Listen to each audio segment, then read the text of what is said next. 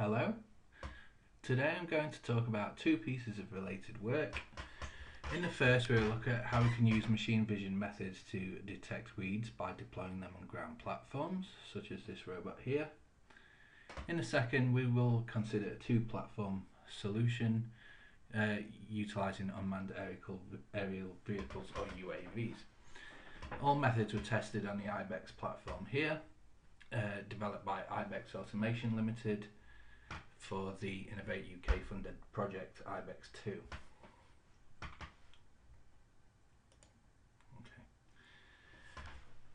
So, automated robotic weeding of grassland will improve the productivity of dairy and sheep farms while helping to conserve their environments. Tractor-mounted bulk spraying of selected herbicides is expensive due to the volume and cost per unit of selective chemicals as well as the environmental cost. Precision robots present an opportunity to use low and targeted doses of cheap generic herbicides at a low cost, as they can drive, detect and spray automatically without the need to pay manual sprayers by the hour. Autonomous weeding robots must first detect weeds at a suitable resolution and accuracy. So, the limitations of previous work on weed classification.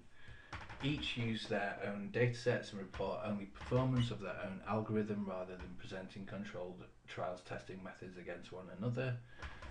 They use small datasets, 56 3,681 images, and studies to report the best results having optimized parameters over the same test set using the final result rather than making a clean train test separation.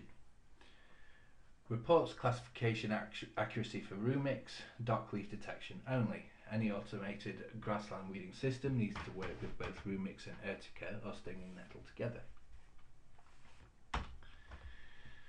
These studies also relied on cameras mounted to look directly downwards at the ground, which simplifies recognition as there is no perspective. Navigation on less favoured terrain, such as grassland and hill farms, is complicated by physical extrusions beyond robot platform bases such as cameras on arms or beams.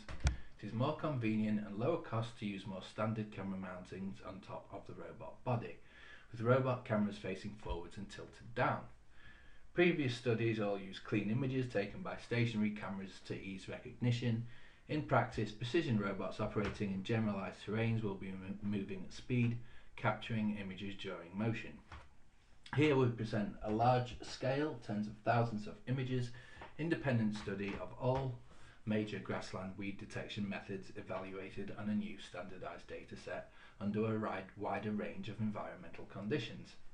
This allows for a fair, unbiased, independent and statistically significant comparison of the methods for the first time. Image acquisition. We constructed test plots of weeds in grass on a dairy grassland farm in South Yorkshire in the UK. Slabs of Urtica or nettles, approximately 0.2 metres squared, were extracted from working fields and transplanted into a 3 metre squared trench. This process was repeated for Rumix, or dock leaves. Transplanting real slabs from areas of the working farm ensures maximum realism and avoids problems of growing the weeds artificially, which could lead to unrealistic soil backgrounds in images. The weedy turfs were watered daily for 2 weeks to allow the plants to stabilise before data collection. Plots were located in a region of the farm that is in direct sunlight throughout the day. Stereo pair images were acquired in HD at 1 Hz from each plot using auto-focusing cameras, a Logitech, mounted on a tracked robot. The cameras are fixed to the robot's side, facing out at right angle yaw to the direction of travel and at pi over 8 radians pitched down to give a view over roughly 1 metre square area of ground. The robot drove in circles around the plots whilst capturing pictures, randomised between 0 metres and 1 metre from the edge of the plots. This guarantees an equal balance of lighting and shadow angles in the data. The size of the plots, robot and camera positions were selected such that the plot contents fill the images. This setup removes the need for manual annotation of weed classes in images, as we are assured that every part of the image is full of a weed class. Image acquisition was arranged into epochs, where a single epoch consisted of making repeated revolutions of each plot for a period of 10 minutes, yielding 20 minutes of weed image acquisition from the two weed types together, followed by 15 minutes of grass image acquisition. Approximately half of the epochs were acquired under overcast weather conditions, whilst the other half was acquired under bright or sunny weather conditions.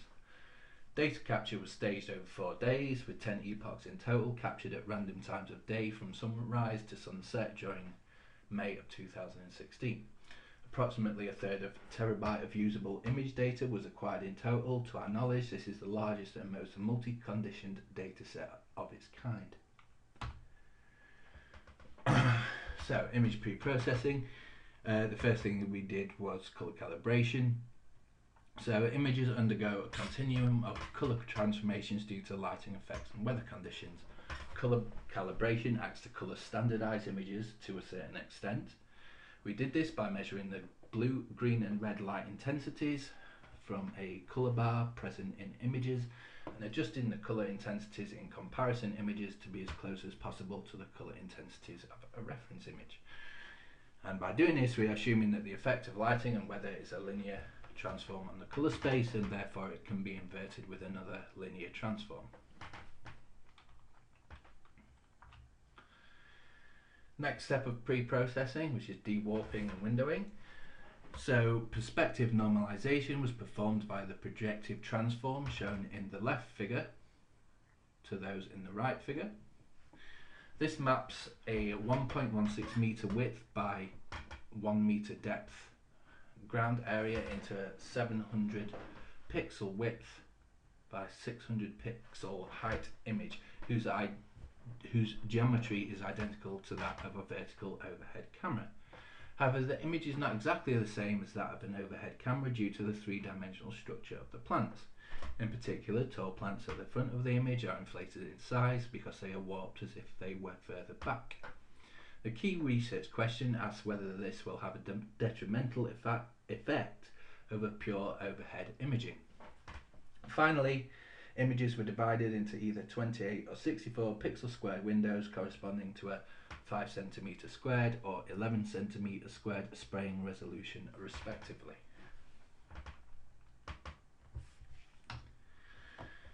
Next stage is feature extraction.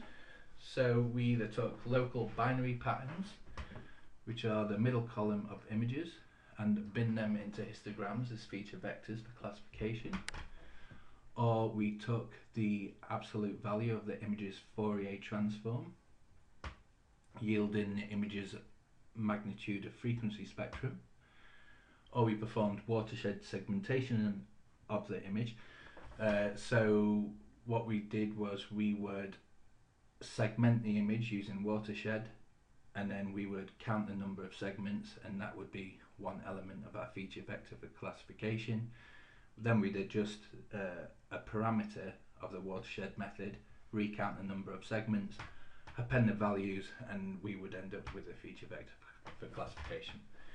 The final feature extraction method we used was binary robust invariant scalable key points, or BRISC descriptors, which were binned into feature vectors for classification using the k-means clustering algorithm.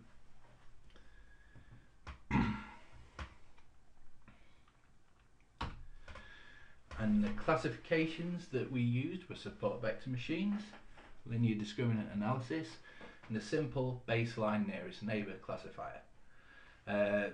Our version of nearest neighbour computes the median feature vector for weeds from the weeds training set and the median feature vector for grass from the grass training set.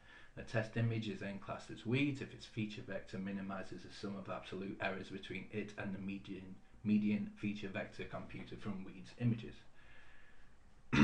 Each classifier, SVM, LDA, or nearest neighbour, can take as its input any feature type, local binary pattern, Fourier transform, watershed, BRISC features into k-means, yielding 12 distinct classification methods.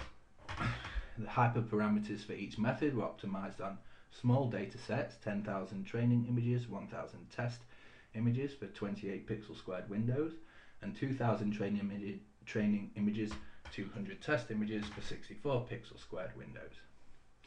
Each method was then validated on corresponding training and test sets 20 times that size.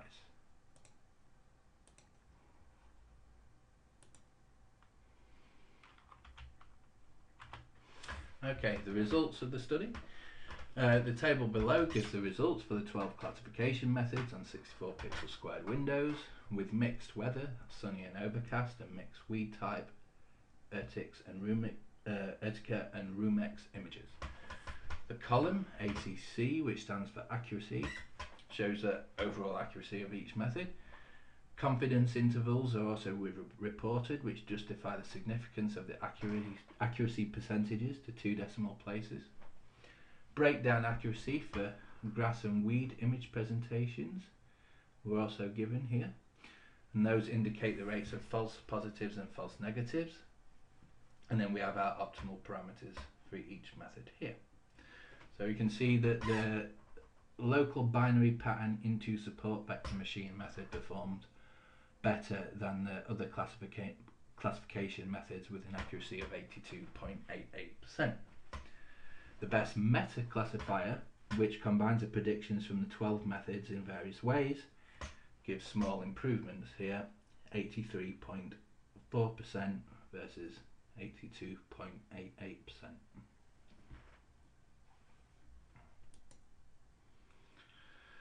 The best performing feature classifier combination, the LBP into SVM method, is here run again on mixed weed and weather separated as a function of the distance of the window from the robot camera's ground location for both window sizes.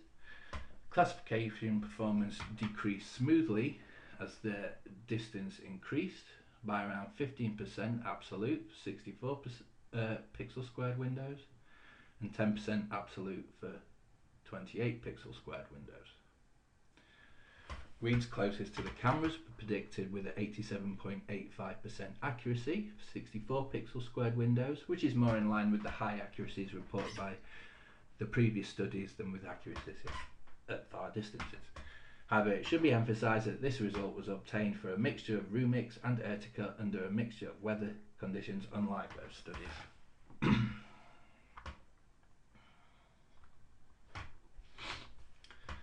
Okay, conclusions. All the accuracies in our independent re-implementations are lower than those reported in the papers which originally proposed them. This may be due to several factors, some of which are given here. Previous work has used vertical downward pointing cameras, giving clear and equal views of each point on the ground by removing the need for perspective correction.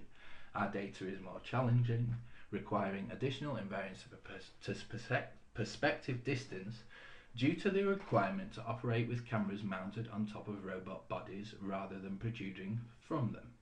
Evidence for the contribution of perspective effects to reducing accuracy is given by the distance experiment result, which suggests that for robots that are not able to mount vertical overhead cameras, it may be preferable to concentrate visual processing power only on nearby regions of ground space.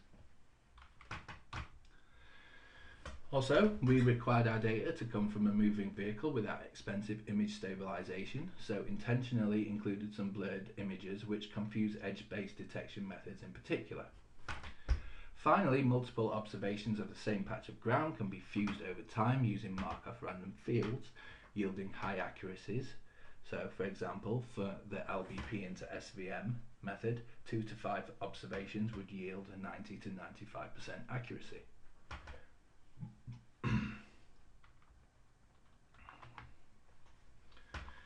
Okay, this is our follow-up work.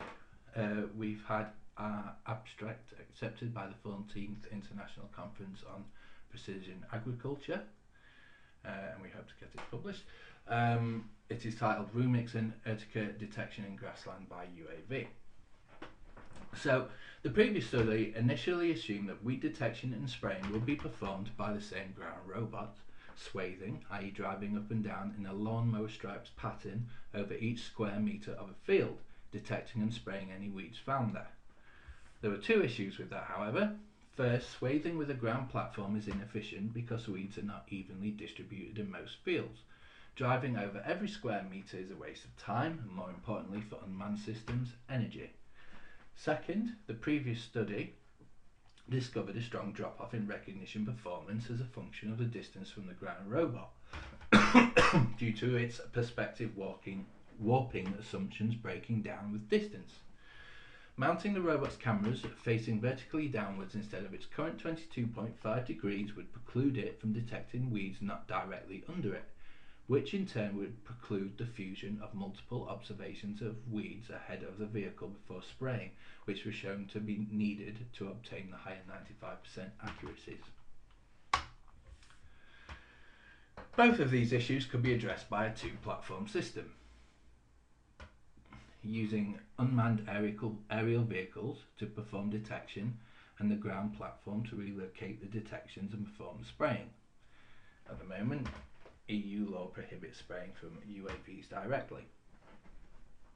Views from UAVs are different from ground platforms, and it's not obvious whether systems developed for ground use are reusable from the air.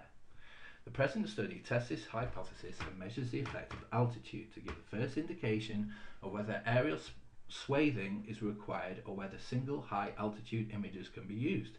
It also reports classification performance as a function of the speed of the UAV. So, data acquisition.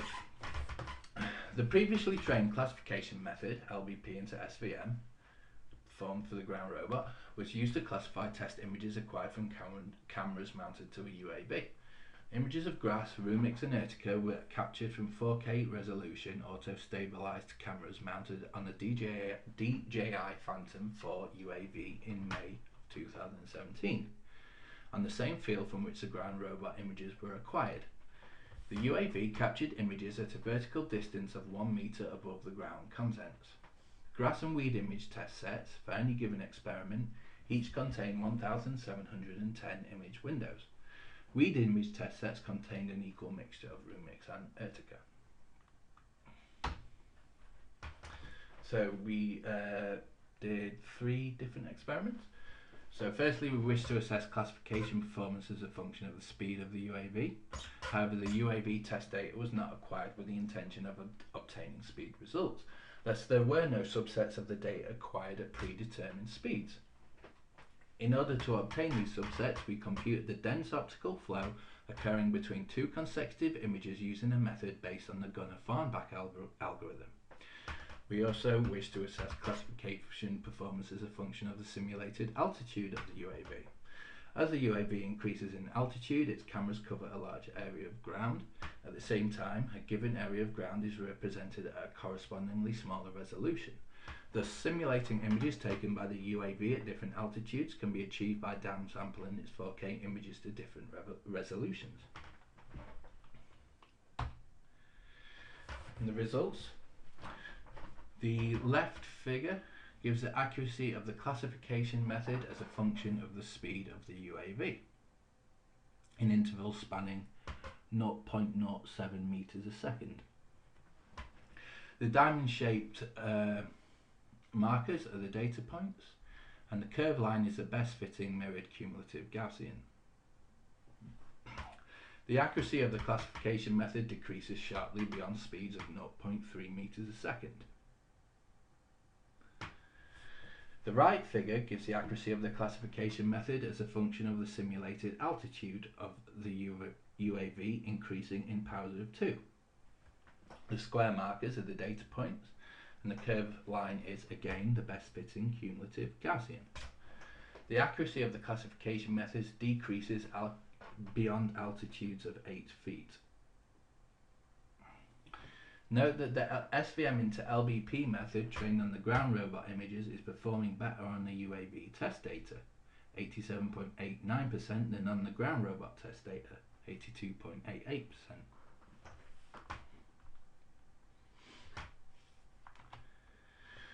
Okay, conclusions. The results show that simple reuse of the existing ground platform algorithm does perform sufficiently accurately on UAV imagery to make hybrid UAV detection and ground spraying weed control possible and economical. The system performs well at low altitudes, up to around 8 feet, then quickly falls off with higher altitude. This in turn suggests that to fully check whole fields for weeds, UAVs must perform some swathing rather than work from single high altitude images. Such swathing could be automated, requiring more effort than taking a single manual high altitude image, but would operate much more quickly and use less energy than swathing with heavy ground platforms, so is worth further investigation. Okay, I'd like to say thank you for listening. Sorry I couldn't be there in person, but if you have any questions, please send them to this email address here at the bottom, adambinch@gmail.com. Once again, thank you for listening. Bye.